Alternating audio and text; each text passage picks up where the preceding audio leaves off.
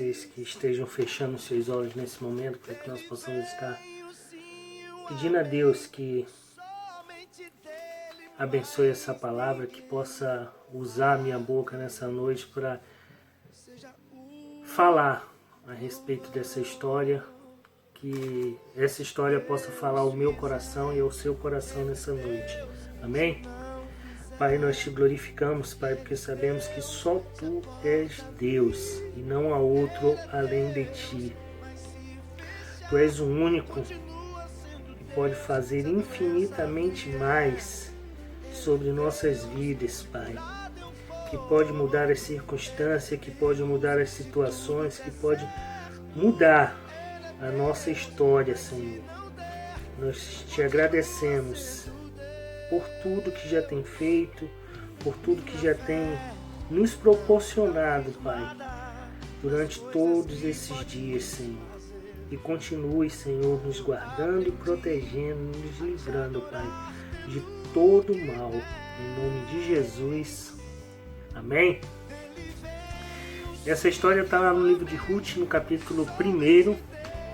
Vou pedir que vocês abram e leiam depois, para que vocês conheçam a história. Eu sei que muitos já conhecem a história de Naomi, mas é bom a gente ler novamente, porque parece que quando a gente lê, a gente consegue colher coisas diferentes.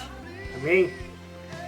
E como todos já conhecem, Naomi saiu com seu esposo e seus 2 filhos de Israel, porque naquele momento o país estava sofrendo uma grande fome e eles resolveram sair de lá, né? E eles foram para a cidade do país, de Moabe. E lá começaram a viver. Lá seus filhos casaram e eles começaram a viver naquela terra.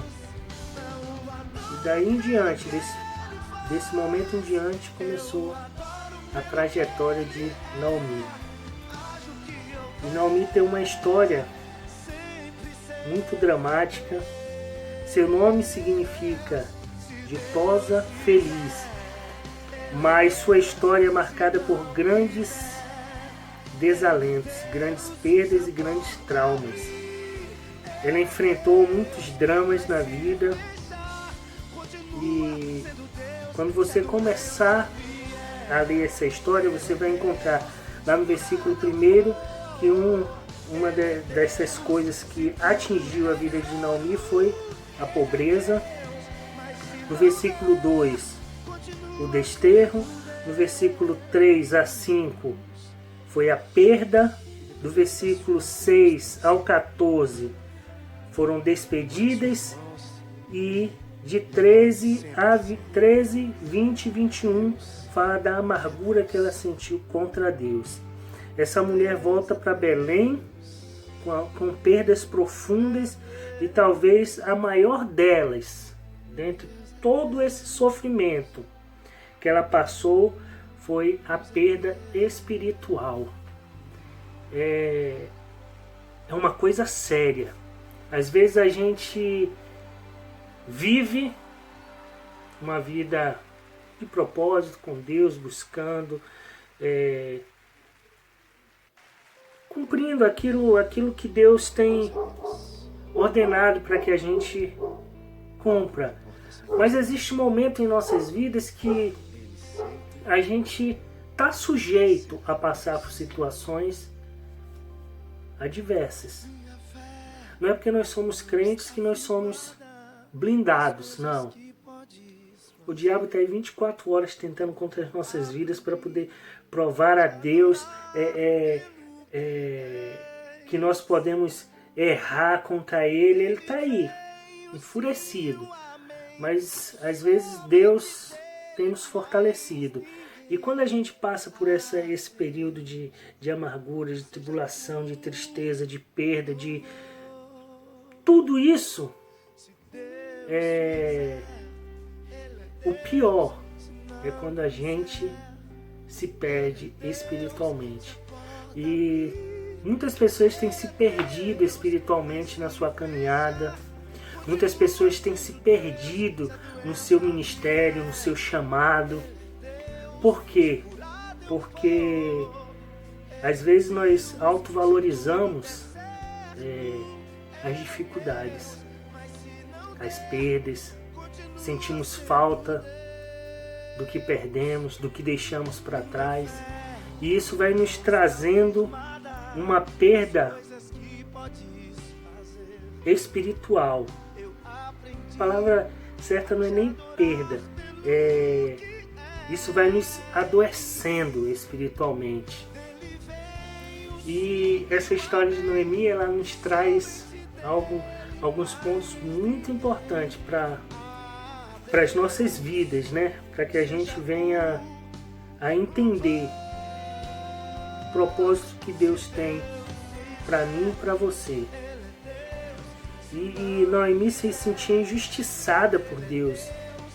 Ela responsabilizava Deus pela sua tragédia, pelo seu futuro incerto.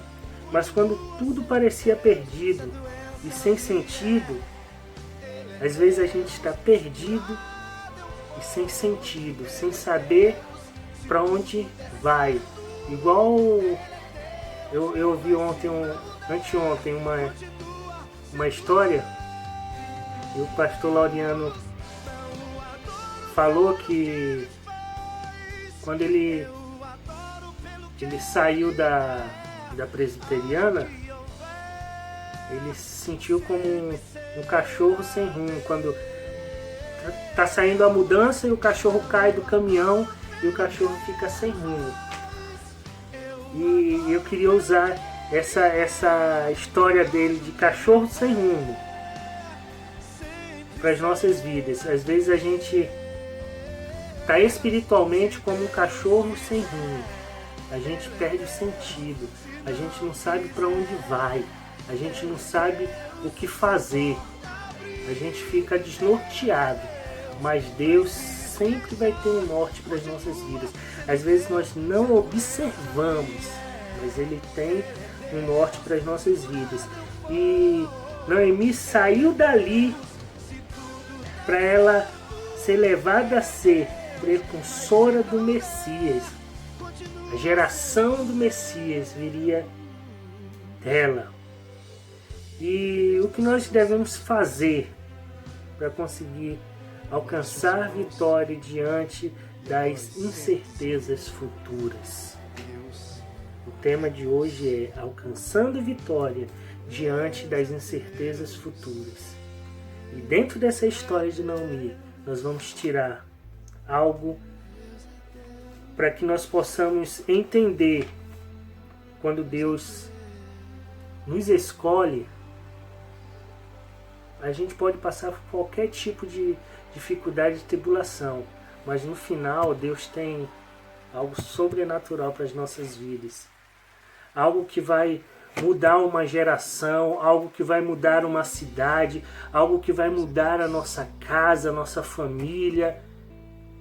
É algo extraordinário.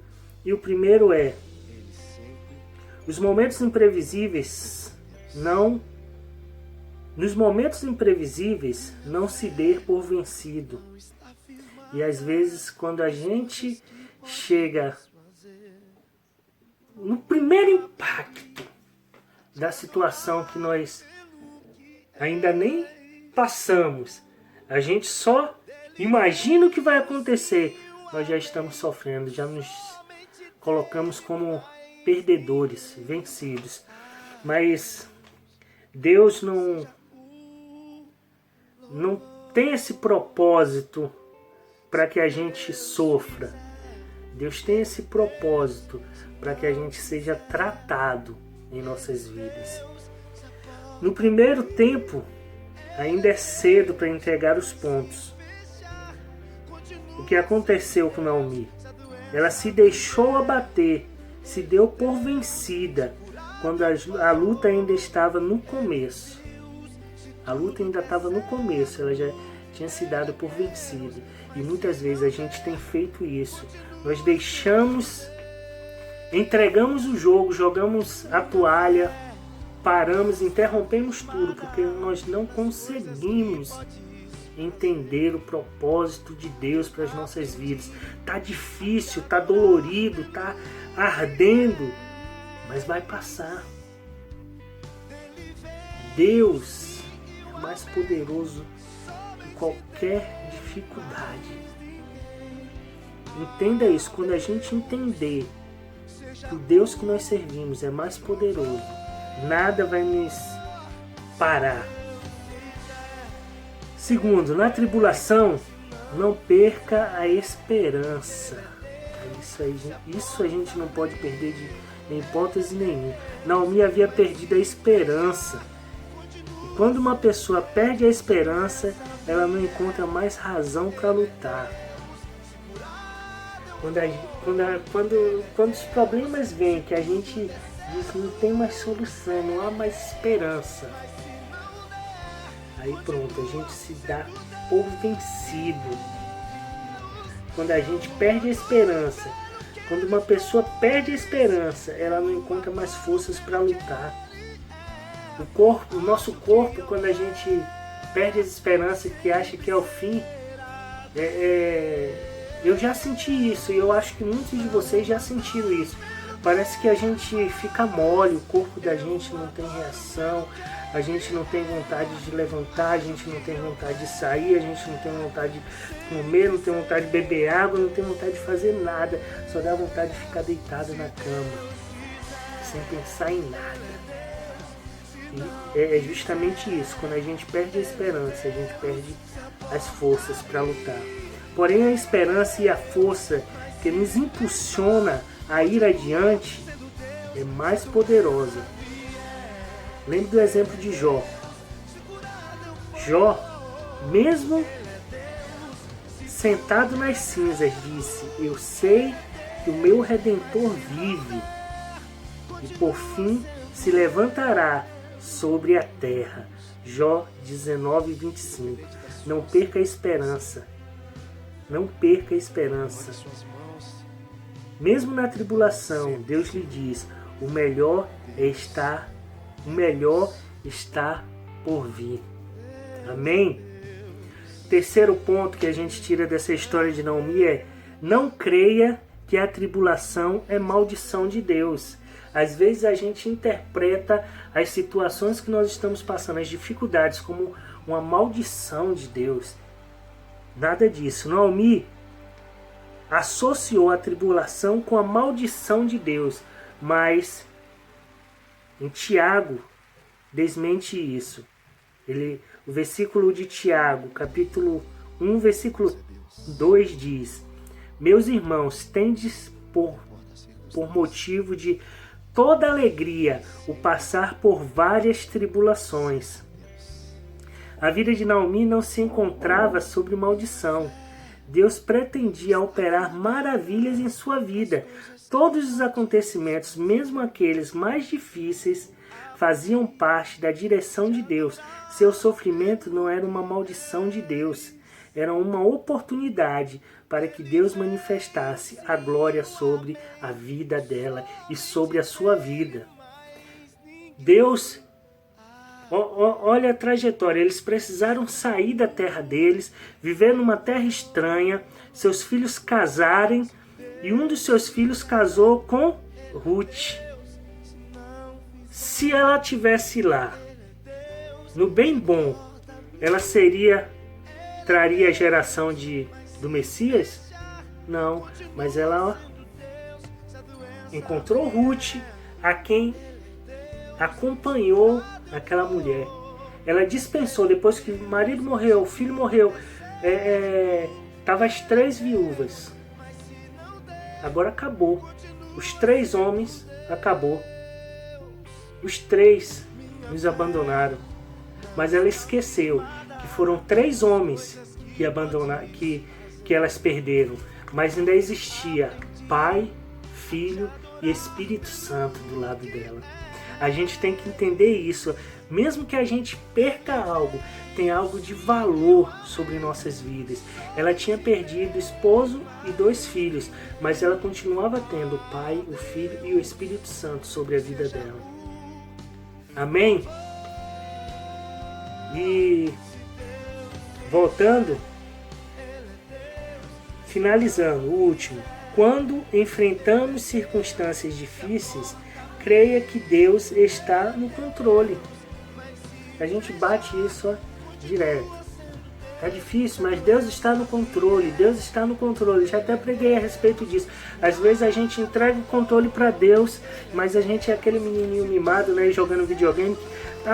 Não é por aí não, me dá aí. Deixa eu passar essa fase. Não deixa Deus no controle. A gente quer sempre passar uma fasezinha para Deus. Entregue o controle da sua vida para Deus e Deus vai mudar a sua história. A declaração de Naomi neste verso não é verdadeira. Ela faz uma leitura errada entre o sofrimento e a punição de Deus. Muitas vezes o sofrimento não é ação direta de Deus, mas consequência direta da quebra da sua lei moral. Deus estava no controle de tudo. Noemi voltou e Deus abriu uma porta. Ruth casou-se com Boaz, seu remido. Deus deu a Naomi prosperidade, uma nora que se tornou filha, um neto que se tornou avô do rei Davi e precursor do Messias. O último capítulo da sua história foi de vida, alegria, esperança. Quando perdemos o controle, Deus continua no controle. Quando perdemos a esperança, Deus nos conduz ao triunfo. A gente não pode esquecer isso. Às vezes, quando as coisas estão dando erradas para as nossas vidas, quando tudo parece contrário, quando as portas não se abrem, quando tudo a gente diz agora já era, não tem mais solução. Aí Deus vem com seu amor, com sua bondade, diz: ei filho, eu estou no controle. Não esqueça disso, não é você que controla a sua vida, é Deus que controla. Entenda isso. E que essa história de Naomi possa trazer para a sua vida algo tremendo que eu já senti há um período atrás a respeito disso, quando tudo se fechou para mim e eu tentando com as minhas forças, quando eu entendi: Deus, o controle é seu. Aí as coisas começaram a mudar e ainda estão mudando em minha vida. Eu sei que Deus tem muito mais para mim. Isso é só o começo do que Deus tem para fazer na minha vida e na minha família. E eu creio que na sua vida e na sua família, Deus tem muitas coisas ainda para acrescentar. E eu creio que Deus está fazendo maravilhas sobre a minha vida. Em nome de Jesus. Que você possa receber essa palavra nessa noite. Que você possa guardar no seu coração e que Deus possa trabalhar na sua vida e que você possa entender que você depende de Deus e não de você. Que o propósito de Deus depende de Deus e não de você. Se você não fizer, Deus vai levantar alguém para fazer. Se você não caminhar, alguém vai caminhar para Deus. Não esqueça disso. Não seja ingrato e não ache que Deus depende de você, o que Ele precisa fazer algo na sua vida. Não. Quando você abrir o seu coração, se disponibilizar a ser servo de Deus, aí Deus vai começar a glorificar a sua vida. Amém? Que Deus possa abençoar a sua vida. Um grande abraço para vocês. Estou com saudade, hein? Da aglomeração, da gente aqui cantando, da gente terminando a célula e batendo aquele